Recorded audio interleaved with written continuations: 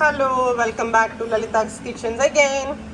ఈరోజు ఏం చేస్తున్నామంటే bagara rice, just simple bagara rice. Okay, I think నేను ఆల్రెడీ చేసినట్టున్నా, గుర్తులేదు. మేబీ నా ప్రాసెస్ కూడా చేంజ్ అయిపోయి ఉంటుంది ఈ మధ్యకాలంలో. సో ఆయిల్ వేడి చేసి పెట్టుకున్నాను బగారా రైస్కి. ఒక 7 కప్స్, 6.5 7 కప్స్ రైస్ పెట్టాను. సో అన్ని రా మసాలాలు అండి, అన్ని రా మసాలాలు. ముఖ్యమైనది సాహి జీరా. దీన్ని మనము వేడి నూనెలో వేసేసుకోవాలి. ఓకే, మంచిగా ఫ్రై అవుతుంది కదా ఇప్పుడు అది. Okay okay okay okay okay. So ఇప్పుడు దీనికి మనం పలుచగా కట్ చేసుకుని ఉల్లిపాయలు వేసుకోవాలి.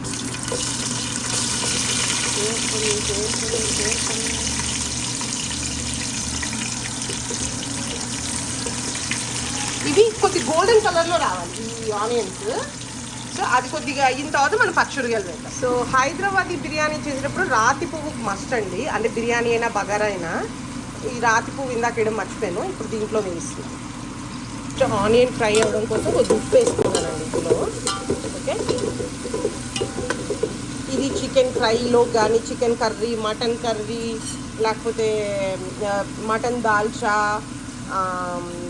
ష్రింప్, ఫిష్, ఎనీ వాటిల్లో ఈ రైస్ సబ్స్టిట్యూట్ అనమాట, బాగుంటుంది అనమాట. అంటే ఒక ఫ్లేవర్డ్ రైస్ అంతే. దీంట్లో దమ్ములు గిమ్ములు హడావిడి మసాలాలు ఏమి ఉండవు, ఒక ఫ్లేవర్డ్ రైస్ అనమాట. ఉల్లిపాయలు చూద్దాం. ఓకే, చాలు, ఈ కలర్ వస్తే చాలు, ఇంకా ఎక్కువ అయితే మళ్ళీ మాడిపోతుంది. దీంట్లోకి ఒక 1-1.5 స్పూను అల్లం వెల్లుల్లిపాయ పేస్ట్. ఓకే,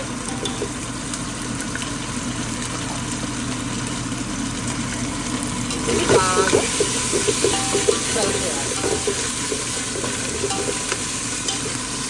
ఎగుతున్నప్పుడే కొద్ది పచ్చిమిరపకాయలు కూడా అందులో వేసేద్దామండి. సో దీంట్లోకి కట్ చేసుకున్న కొత్తిమీర, పుదీనా కూడా వేసేస్తాం. సో పుదీనా కూడా బాగా ఫ్రై అయిపోతే ఇప్పుడు దీనికి నేను కొలిచి నీళ్ళు పెట్టుకున్నాను. 7 కప్స్ రైస్ పోసాను కాబట్టి 14 కప్స్ వాటర్. అంతే అండి, ఈజీ పీజీ బగారా. దీంట్లోకి సరిపడా సాల్ట్ వేసుకొని ఇది బాగా మరిగినాక మనం నానబెట్టుకున్న బాస్మతి రైస్ వేసేసుకోవడమే. కూడా బాగా మరిగిపోయిందండి. ఎస్, సో వాటర్ బాగా మరిగింది. ఇది ఇలాగ బాగా మరగాలి ఎప్పుడన్నా కానీ. ఉప్మా పోపు పెట్టుకున్నా, బిర్యానీ పోపు పెట్టుకున్నా, ఎప్పుడన్నా ఈ వాటర్ మరగకపోతే మీకు ఆ మసాలాల్లోకి అలా వాటర్ అసలు వెళ్ళదన్నమాట. సో ఇట్లా బాగానే మరిగిపోతుంది కాబట్టి ఇంకా మసాలాలంతా లోపలికి వెళ్ళిపోతుంది. అంటే మసాలాల్లో ఉన్న ఆ స్పైసీనెస్ అంతా వాటర్లోకి దిగిపోతుంది అనమాట.